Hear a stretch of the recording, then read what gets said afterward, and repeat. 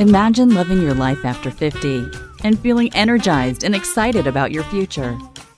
Welcome to the Women in the Middle podcast, the podcast for women who are ready to figure out what they want and create the life they deserve. Here's your host and master certified life coach, Susie Rosenstein.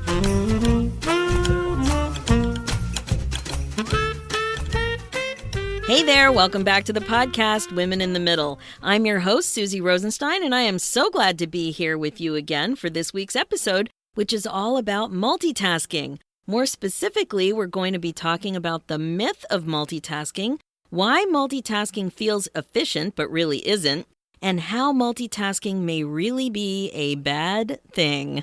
If this is your first episode of Women in the Middle, I'm so glad you found the podcast. Welcome. Women in the Middle is about actionable life coaching for women in their 50s designed to help with career boredom, career change, midlife crisis, transition, and empty nest issues, all from a practical mindfulness perspective. You don't have to be in your 50s, though. My younger listeners tell me that they get a lot out of the podcast, even though they are only in their 20s and 30s. So great. It's just that many of the actual examples I use are from the midlife phase of life. All right.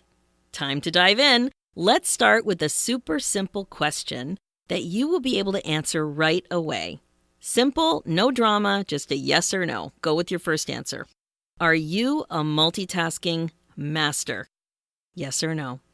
Remember, just yes or no. You know the answer to this question. Don't argue with yourself. You're a multitasking master if you pride yourself in doing several things at once, or you get unusually excited when you can get an abnormal amount of things done simultaneously. And I have to admit, sometimes I feel like a giddy supermom, so proud of myself when I juggle a bunch of tasks and get them all accomplished. There's a problem, though. We think we're more efficient when we do more than one thing at a time. However, more and more research is finding that this isn't true at all. Multitasking actually slows you down.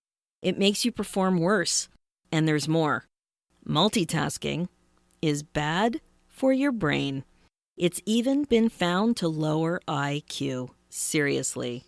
Electronic gadgets only tempt us to distraction even more. The multitasking lifestyle has become normal, but it's really not good for you.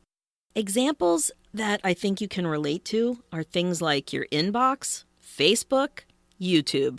Think about it. So easy to click on something, such a distraction. And it's also so scary to know that this is our kids' lifelong experience. It's their reality.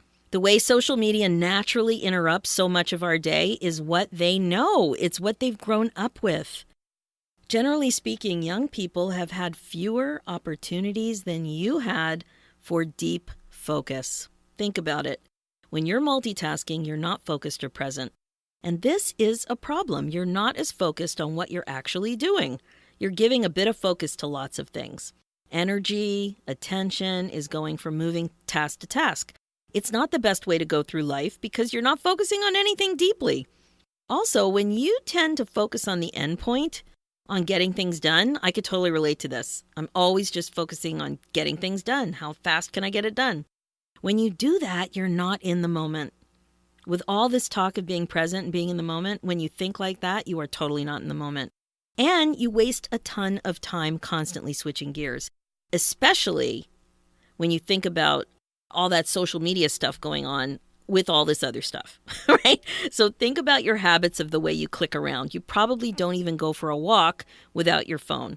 Tom Sterner of the book, The Practicing Mind, he doesn't believe in the concept of multitasking. Sterner says that our culture's focus on productivity is what drives this desire to do multiple things at the same time, but our brain doesn't work that way. Sterner and others talk about a concept called switch tasking instead of multitasking. And this is because our brain works in a more linear fashion and does one process at a time. It happens quickly, though, so it seems like we're multitasking, but it's not. It's not at all. The bottom line is that all of this stopping and starting that our brain has to do to accommodate our click-happy lifestyle, all these multitasking habits, it's a huge waste of energy, and we become more scattered and less focused as a result. So what happens is there's a cost. We're not more productive. And there's an irony here too, because we think things take longer when we're more mindful and present in whatever it is we're doing. But in reality, we are way more productive. And Sterner says that the reason is because when we're focused, quoting him, we are operating more in harmony with how our brains naturally function. So I watched a YouTube video about this from the author of another book called The Myth of Multitasking. His name is Dave Crenshaw. He walks you through a simple exercise to illustrate this, and I'll put the link in the show notes. And I encourage you guys to take a few minutes and try it yourself because it's mind-blowing how switch tasking slows you down. You can really, really see it. And he says that there are three main costs to switch tasking. One, there's an increase in the time it takes you to do things. So it takes more time rather than less time. The second thing is the quality of your work actually decreases. And number three, you'll experience more stress, right? Who needs that? These are all huge costs when it comes to running a business, and I would say also when it comes to running your life. So I wanted to pick up on how we think and feel about productivity and focus, because that is a big part of this whole picture. For example, how comfortable are you focusing on something specific, just one thing? How do you feel when you focus on one thing at a time? Are you relaxed? Spending time that way? Or do you think you should be doing something else too? Oh my gosh, what else can I be doing? I need to be more efficient. Is that you? Do you think you're not being efficient? Do you feel like you're wasting time doing only one thing? Do you want to check your Facebook feed or your email constantly? Do you have an urge to do more? Do you think you're not doing enough? Interesting, right? I bet you can answer those questions with ease. Ask yourself, why do you think you're resisting the idea of doing one thing at a time? I was very resistant to this. I've been doing a lot of work on this myself. What do you make doing only one thing at a time mean? And I want you to really think about this.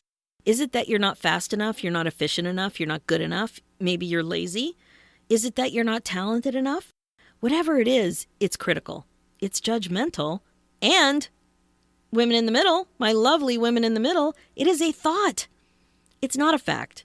It's just a subjective thought, a sentence in your mind floating around up there that you are choosing to think. There are many other ways to think about doing one thing at a time, but this is where your mind goes. Right? It's what Sterner was saying about productivity and this whole culture of productivity. And then I want you to notice how you feel when you think all of those thoughts about not being productive enough and not being efficient enough and maybe being lazy if you don't get more done. How do you feel when you think those lovely thoughts? Not so great. The minute you're critical like this, you're not in the present moment. And it is so easy to slip out of being present. So easy.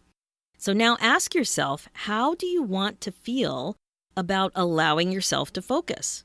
Now that you know it's a good idea, that you'll actually get more done, that you'll do a better job, that you'll have less stress when you avoid switch tasking and just do one thing at a time.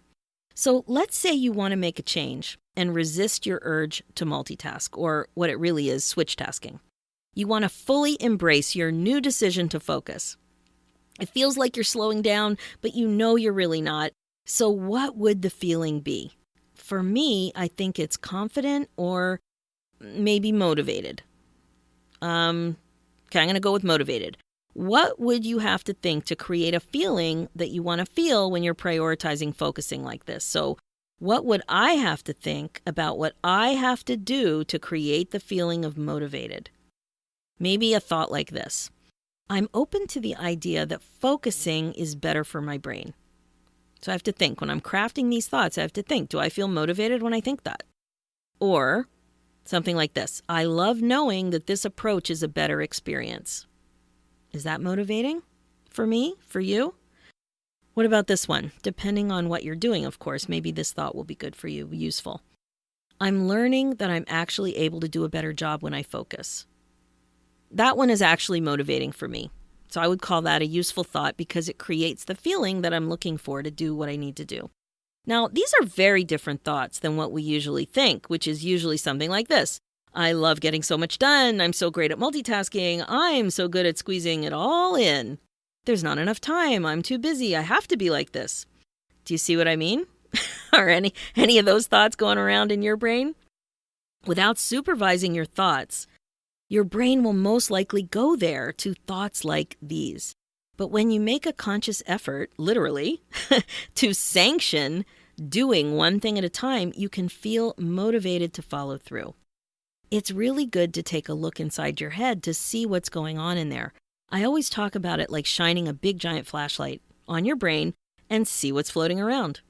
You have to know. If you don't know what you're thinking, these thoughts are going on up there without your permission. And they're creating feelings for you that you may not want. There's a big consequence because then you are feeling a certain way without your permission too. And it's all coming from you, which is good news and bad news. You're creating it, but it's more good news because it's a thought and it's optional. Thoughts create feelings, and awareness to all of this is the very first step. So you have your thoughts that create the feelings, and then your feelings drive behavior. And then what you do creates your results. And as you've heard me say many times in the podcast, your results prove your thoughts every time 24/7. And this concept is called the model.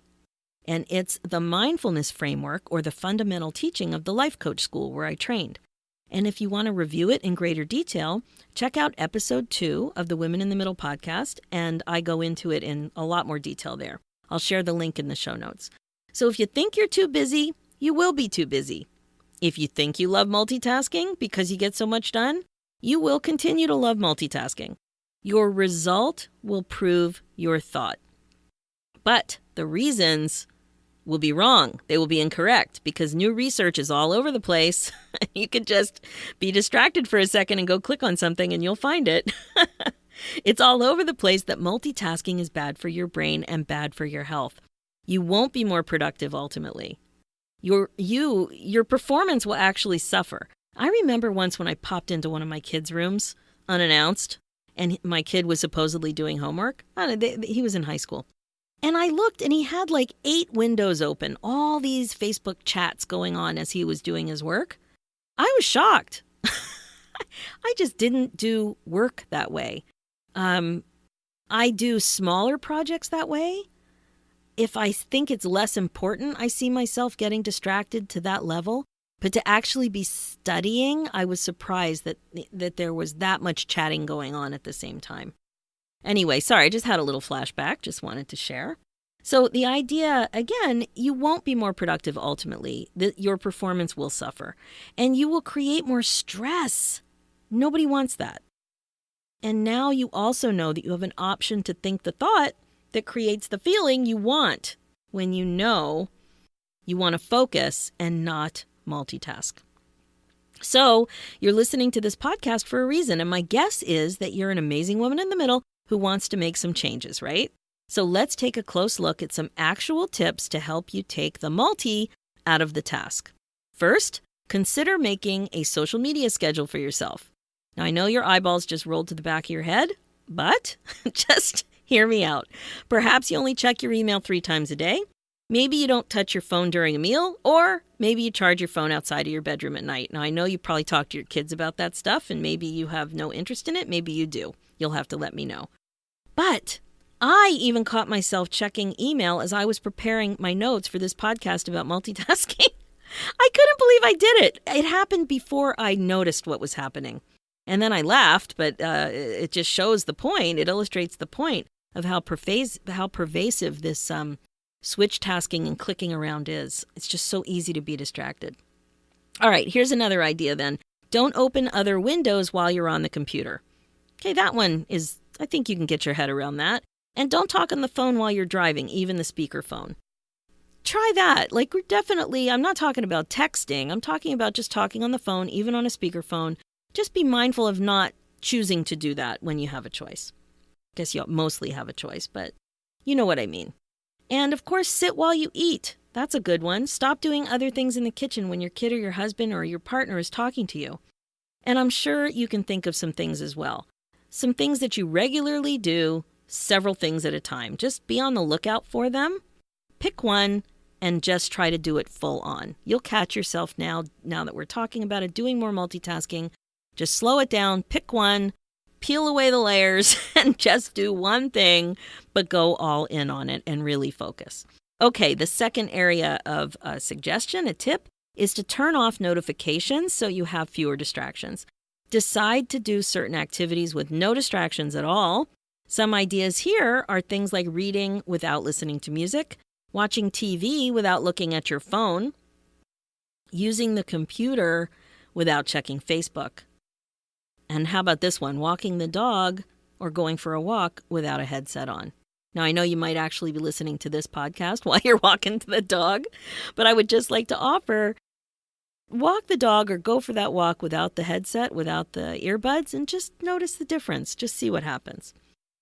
Okay, the third area of suggestion, commit to finishing something before you move on to another task. Now, this idea will make a huge difference to your productivity. It is life-changing. And I bet you'll feel pretty good when you cross completed tasks off your list too. So really focus on completing a task before you distract yourself with something else. What do you think? Are you ready to make a commitment to doing things in your life a little differently? One of the reasons I find this so fascinating is because my coaching focus to help clients regret-proof their lives. When it comes to regret-proofing, my clients consistently talk to me about wasting time. They can't believe so much time has gone by and they still haven't done things they thought they would have done by now. They're finally ready to prioritize certain things so they don't have regrets. And that's why this is so important. Just imagine how much time you waste. Living a more intentional life can start with a small thing. Small things like we're talking about. Being present on purpose, going all in with focus. Just imagine how amazing it would be to focus some of that found time on new priorities related to regret-proofing your life so that you can do what you say you're going to do when you say you're going to do it because you've minimized distractions. Less regret, more excitement and productivity. Pretty good if you ask me. So that's it for this episode. If you like what you've heard, just head over to the Women in the Middle podcast on iTunes and leave me a review. Makes me so happy. I really appreciate it too. Check out the show notes with more information and links at www.susierosenstein.com. And if you're frustrated and want some help, you've come to the right place. As I said, I help amazing women like you get excited about your life again. If you're stuck and not that happy about where you're at, it's time to stop wasting time. Focus on making a change. I offer a free 20-minute insight call, and I would love to hop on the phone and connect. I'll be able to give you some insight, and you'll be able to see what my coaching programs are all about. Just go to www.susierosenstein.com and hover over the About tab, and you'll see Free Session on the drop-down menu. Click there, and you can book straight into my calendar. It's super easy, and I can't wait to talk to you. Let's do this, ladies. One thought and one task at a time. Seriously, just one. Thanks so much for listening.